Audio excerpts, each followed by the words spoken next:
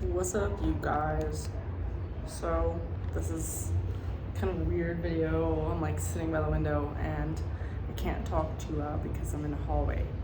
But I want to talk a little bit about the suicide rate in the U.S. and how just Google the numbers, increase of 35% since like 2018 or something like that, or 2011.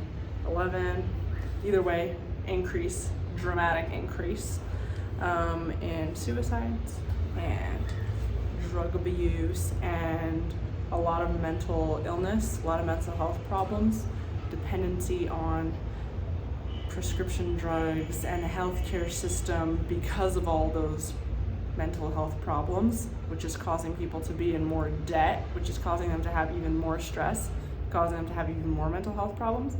So just this really, really vicious cycle of mental health problems in the United States. And I'm sure in other Western countries as well, but it's pretty dramatic in the US because the US is such a big country and so much relies on our economy.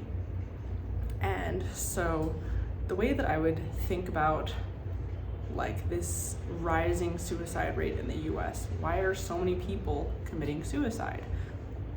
Americans are like the rich kids, right? So let's say we're in Colombia right now, and when we walk around, no matter whether we're rich or poor in our home country, when we walk around, people see us as the rich kids. They treat us as the rich kids. Everybody either wants something or is like, kind of like confused when we don't want to spend a lot of money, or when, it's like people see us, and because the value of our dollar is consistently going up, and it's like so much compared to their currency. And so it's like that here, it's like that in most countries. So we're Americans, whether or not you see yourself as privileged, Americans are the privileged or the rich kids of the world. So think about yourself as that for a minute compared to the world, and think about what happens when a rich kid is like having to keep up with his parents or his family's wealth and is not able to do that. And that's how, when you think about it that way, it all makes sense, because a lot of rich kids that went to like rich private schools, Harvard or whatever, that grew up in like rich kid circles, that grew up in privilege and then fell to drugs. And people like to dunk on them and say, oh yeah, like rich kids, just a bunch of like lazy drug addicts. And you might even say that living in the Bronx or living in Compton or living in wherever you live, that you don't think of yourself as very rich, but you know what? Most of the world sees you as rich. You're the rich kid.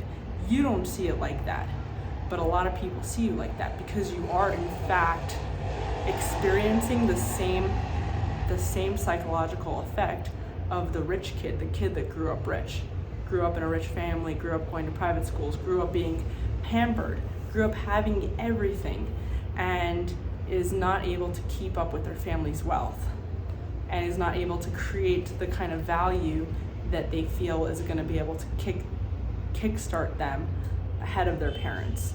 That feeling is so damaging and such a despairing feeling. And that's how a lot of people end up addicted to drugs, because of that feeling, because that feeling is essentially the feeling that you won't be able to make it. You won't be able to survive in the world that your parents brought you into. It doesn't matter whether you're rich, poor, what the numbers are. The dynamics are what matters. So whether or not the numbers are, you're making $100,000 a year, or you're making $10,000 a year, or you're making $1 million a year, it's not about the money. The money isn't like a definitive, like the money, the number isn't gonna define whether you're rich or poor. It's the relativity. If you grew up in a family that made 10K a year and then you're making 50K a year, then relative to your family, you're doing well. So your trajectory is going up. So you can't be compared to the kid whose family made $1 million a year and he's making $100K a year, because he's going down.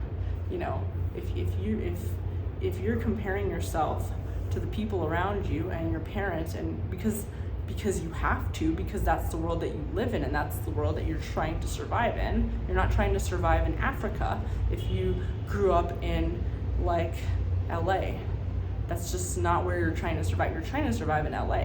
So realizing that, like, oh shit, I won't make it in the same economy that my parents were successful in, that's a very despairing feeling. The same way someone in Africa who's, you know, someone in Africa whose dad was able to, you know, make $10,000 a year, but that kid can't even make a penny, is gonna feel despair. Like, it's all relative. And even rich, poor, the idea of rich and poor, like, even the poorest people now have iPhones, which, like, 20 years ago, nobody, even the richest person, couldn't have imagined having. So it's all about relativity. It's always relative.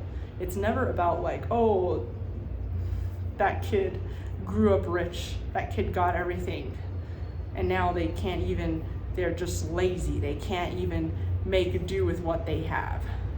Or like, you know, you can't compare like people that are trying to survive in the US and other countries. It's just that a lot of people are experiencing the rich kid effect, where they grew up in like a country with opportunities, or they grew up in a wealthy country, and compared to their parents, they don't feel like they're able to survive. And there's so many signs of that. I mean, you see it in like the clear, straight up, like, you know, wanting to commit suicide, you know, people having mental health issues, all that stuff. But then you also see it a lot in the ideology. People don't want to have kids anymore. Having kids is a sign of optimism about your future. If you don't feel optimistic that your kids will be able to survive and thrive in that economy, you're not going to want to have kids. The right way to do it is to accept and understand this and realize that this doesn't reflect on you as a person. This doesn't reflect on your abilities or how lazy you are or how smart you are. This has nothing to do with you. And there's nothing wrong to your ego with saying, you know what, maybe I should try to make it in a lower value economy, in an economy where it might be a little bit easier for me. It doesn't make you lazy or like silly. It just makes you adapting to the circumstances, because like, yeah, in an economy where there's so much competition and there's so many people, and especially because of transportation and communication, you're competing a lot with a lot more people than your parents are competing with, because you're competing with like the best of the best that are being driven to the US economy, and they're knocking it out of the park. And they're just like coming in with all their money, they're buying everything out, they're just like kicking ass, they're raising the prices of everything. And then on top of that, there's like, you know, the government is raising all these regulations and taxes of everything, and the barriers to entry are getting higher and higher and higher and higher.